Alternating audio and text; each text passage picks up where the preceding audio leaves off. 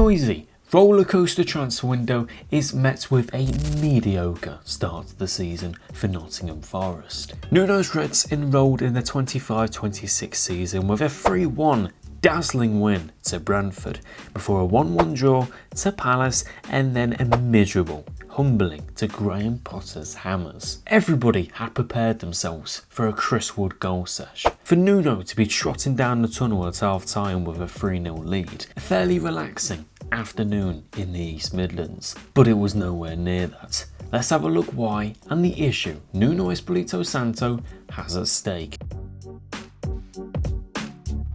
Now, after losing a few key squad players within the summer, Nottingham Forest not only went out there to replace them, but also looked to bolster them. A slight technical makeover would be the best way to describe it, with the likes of Dave Doy, James McAtee, Amari Hutchinson, Douglas Luiz, and then leaning again into the running power with the addition of Cali Mwendo. Forest aimed to suitably replace and raise the floor of their attacking assets, corresponding with Nuno's direct style of play, but also preparing for less space, looking to evolve, ready to approach teams who offer Reds less space. The data identified quite clearly the targets with Dave Doy from Bologna, displaying his direct, very progressive stats, as he then replicated those highlighted stats within his first 2 appearances, both on the eye and within the numbers. But as you can probably gather, their switch to more possession-oriented football with less quick breakaways didn't quite go very smoothly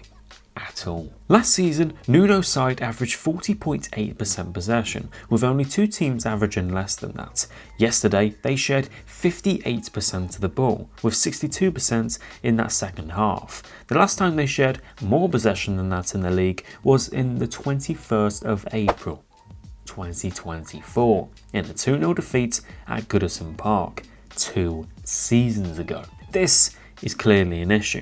When we track back to past games, you can see in a 1-0 loss to Chelsea in the fight for UCL, they shared 58% of the ball in that second half. In a poor performance against Leicester City in a must-win match, they drew 2-2 and shared 62% of the ball in that first half. In a second half performance against Brentford, in again a must-win game, they shared 61% of the ball in a second half performance, to which they lost 2-0. It's a clear indication that Nottingham Forest struggle with more of the ball, less space to drive into, and defences that sit off more.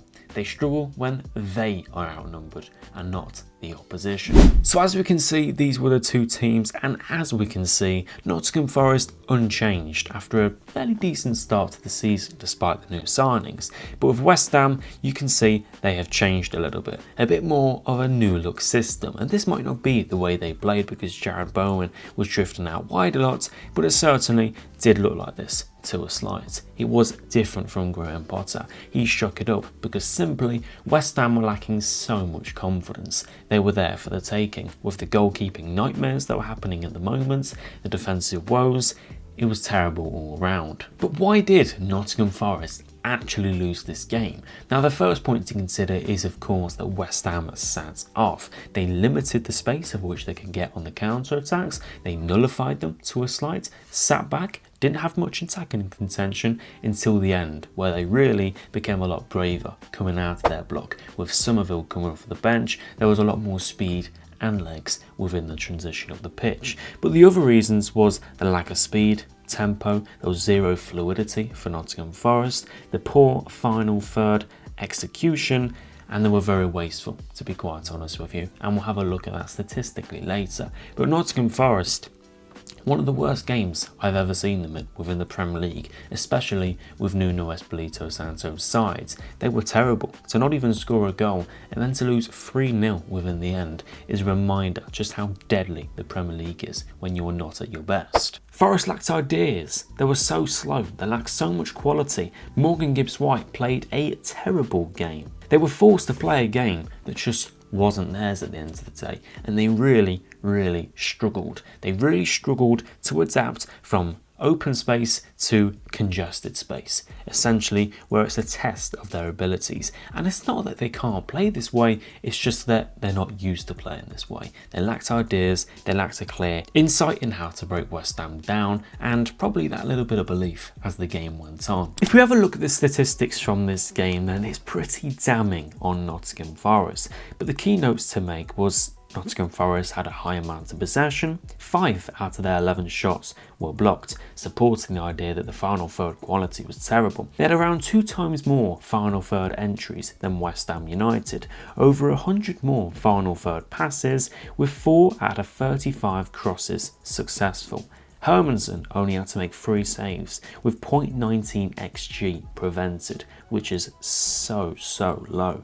And then there was 0 fast breakaways for Nottingham Forest and 2 for West Ham, which again supports the horrible, wasteful final third execution. It was stale overall, and some of their strong points, Nottingham Forest, with Chris Wood, with Hudson-Odoi, with their overall crossing ability, is the crosses. They are normally fantastic at this. But West Ham, one of the worst aerial teams within the division, at the moment probably the worst, nullified them, got the better of them. So this just supports the idea that Forest were horrible when it came to creating chances on Sunday. But as I reiterate, Nottingham Forest are struggling to play this possession game, not because they can't, they've got the players to, with Morgan Gibbs-White, Anderson, Hudson-Odoi, Undoy, and the countless amount of players on the bench like McAtee, like Hutchinson, even Cali Mwendo to a slight as well. It's not because they can't, it's because they're not used to it, they're not coached to it, which is important. But if you have a look at Nottingham Forest high up within the final third,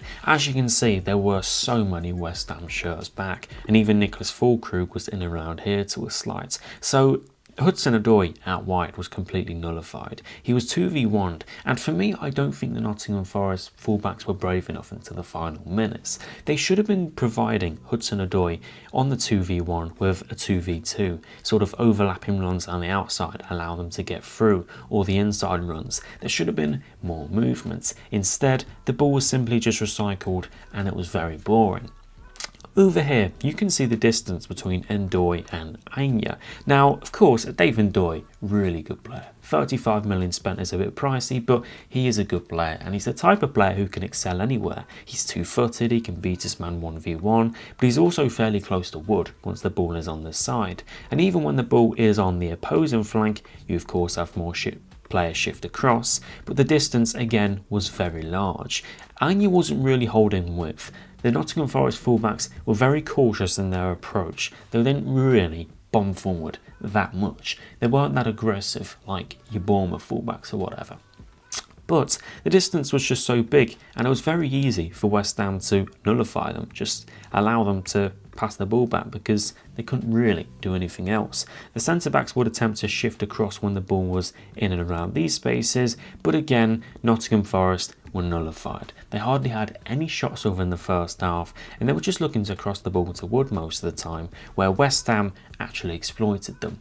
It is embarrassing for Nottingham Forest, with the goalkeeping nightmare that Matt Hermansen is having, that they hardly tested him. They look to do so on corner kicks, where they'd look to overload that area and really overwhelm him. But again, nothing came from it. It was a really poor display from Nottingham Forest, and one that I've not seen for a while. And to be honest with you, with Nottingham Forest, it seems that if they play well, they really play well. They get it spot on, they're direct, they're fantastic defensively. But if a team sits off them and actually they don't have such a good game, it's a really bad performance. One that's really hard to watch, one that's really slow, and just showcases their inability to break down a low block. As I was saying before, they were playing a game that simply just wasn't theirs. They're usually quite fast, and what I'd like to see if you're playing fast football, despite there being more men, is wide overloads. You certainly have the players to be producing this. 3 players out wide, and then ultimately looking for Chris Wood within the box, but it was just